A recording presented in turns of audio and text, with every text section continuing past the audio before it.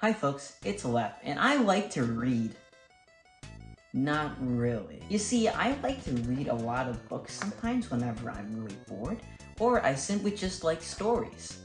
Now, what exactly are stories? Well, don't get me started. The world's many attributes are the fantasies of storytelling. It's quite obvious that we use storytelling in our ordinary lives. In fact, it's what we use in order to grow and develop new interests, creativity, reading comprehension, and many skills that evolve later in our lives.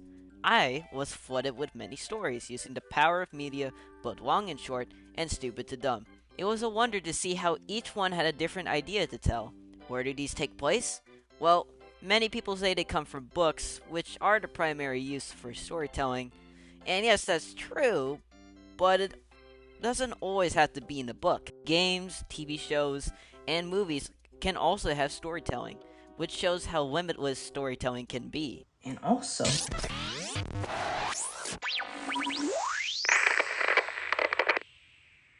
going on with her today? Anyway, storytelling is pretty neat because literally anyone can do it. It's not that hard to tell a story either because it could be about anything. But I'm not saying that there isn't a wrong way to do it.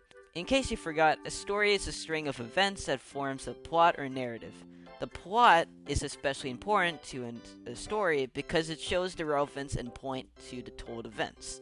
Events, while they can be as random and different from another, it has to make sense even without story context. Like, if you told me your story was a dictionary, I wouldn't have a good time. If you want an effective story, you have to create a good structure, character development, conflict, and central theme. And even if they weren't good, they are definitely still required in order to convey a story. So I'm just gonna break down each one in case you need context. Story structure is a plot line and framework of the entire story. It is split into 3 acts in most stories. First act 1, you need to start introducing the characters, world, and the conflict. This is a very short act as it's the beginning of a story. Act 2 takes most of the story time as that's when you start to escalate the conflict, importance of character development, and its midpoint. Once it moves to Act 3, that's when everything sets up to its climax, after the rising action of the story. This is mostly a final challenge or a deciding resolution. I could say this is how most stories are formatted, but sometimes it switches some of the things expected in story structure acts. Then there is conflict. There has to be some sort of concern or issue within the story because everything requires an obstacle or a challenge. In case it isn't that obvious, it's a villain. Character development is also pretty vital to a story because it gives us reason to care about who we're seeing within a story. This itself is its own topic, but it's quick to summarize. The most important part of a story is its central theme. It's the main focus to tell the viewer about what they learn from the story. In other words, it gives us a reason why we're wasting our time in the first place. Many stories have their themes and morals or some other positive note, but sometimes stories can just state something without having it to be like a life lesson. All of these elements from a story coherently create a great storytelling experience for viewers. It's definitely a lot to handle to make one, but it's pretty much simple if you know how to handle each element. That's what I would say if all stories weren't so similar with one another. Now, I usually say that books are kind of the same to me, which would probably make me based, but it's not because that's my opinion.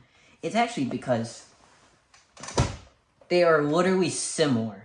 2 billion years on this planet, and humans nowadays think that they're so original until they realize they just used another story trope for the millionth time. Like, whoa, I think I used the betrayal trope again. It's very positive to have the same story as another, even if the elements you've contributed are different. But storytellers already have a solution to this, and you want to know what that is? Who knew that paper could be so boring?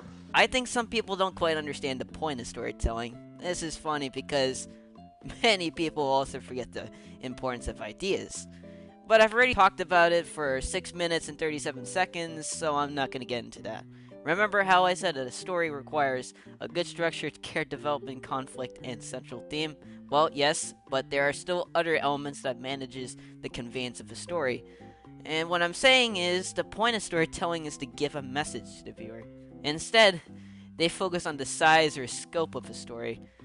And London storytelling is easily one of the most overshadowed elements. There are no limits to how long a story can be, but it changes the effectiveness of all the elements used for it. Best example of this is Pixar's movie Up. It's definitely another wacky film from Disney Pixar with the adventure and very underwhelming pacing. The story is about Carl Fredricksen, who wants to fulfill his wife's dream of bringing their home to Paradise Falls. This was because he hit a guy with tennis balls and causing him to be brought to a retirement home. Then he makes his housefly. So that's what the title was. The rest of the movie is oddly paced, but it still has a story regardless, and it manages to make the end goal. But despite this, Up works as a full movie. But what if I said it works as two separate movies? Yeah, you might have been wondering when I would bring up the beginning sequence of the movie, because the rest of the movie can just be its own thing, with the story starting with Carl being old, then carrying out his adventure there. The only reason we need the beginning sequence is because of context to why he's pissed off. The beginning starts with a documentary on the villain's backstory, Charles Muntz. Carl, when he was young, likes Charles as an idol, so he became obsessed with adventuring and one day met Ellie, who had the same interests as him. Their first encounter with each other establishes both context and development for both characters, giving viewers a reason to care and understand the story. This leads to a montage of Carl and Ellie's life after getting married. And even if there are no sounds or dialogue in here, the music and scenes perfectly show context. It shows their struggles to hurdle obstacles and their constant change of motives. The beginning segment itself has its own story to tell, while the other half of the movie can also play out as its own story too. But they work better together from a storytelling perspective since it's simply a lot bigger in length. The only problem is that the length amount doesn't feel right, as it feels like it's extended too much, causing the elements to be less effective enough. The beginning is a short story that already gives a lot of hints and progression for a story. It's already fleshed out character development as more runtime of that scene goes. Short story length works here as it achieves giving a central idea, while also using all elements to the fullest within that time frame. The rest of the movie works as a long story, as it takes time to naturally develop characters and distinguish all events in a flowing thread. While all elements take time to sneak in and cause an effect on the story, it works because the viewer can simply just watch and listen. It's boring, I'll admit, but it works as it has more time to express and give an impact to the viewer during a long time frame. I don't really blame people for having different types of ways of storytelling, and that's not a problem either. It's just simply that everyone has a different style or type of way to write something. Here's an example. Change. Things change in life. Not everything is the same. Life is different. You have to experience change. Up has this as a central idea because Carl has to move on from Ellie and experience another adventure. You want to know what other movies have this?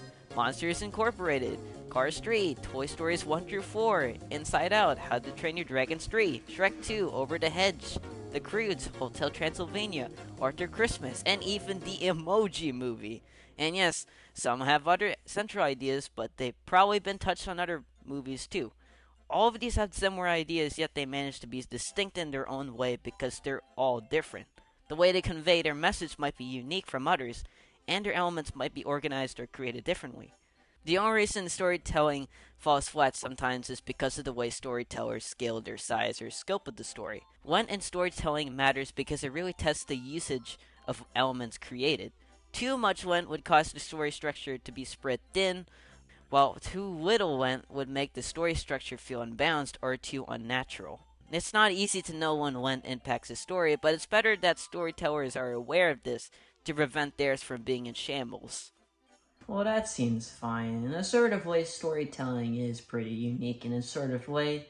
However, that actually doesn't really answer my question in a sort of way. You see, I've been slowly getting traumatized by these things when I was little, and I don't exactly know why, but every time I look at a book, I wonder, why are there letters?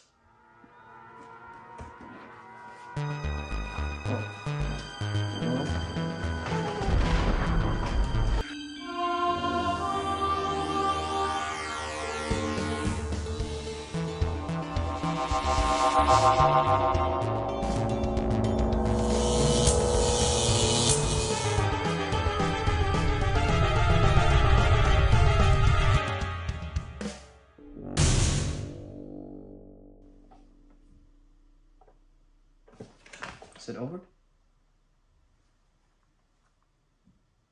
Oh. I don't know. What?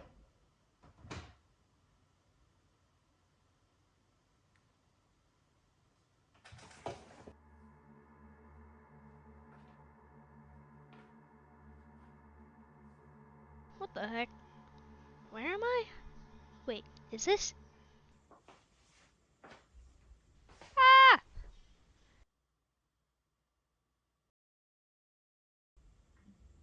Okay.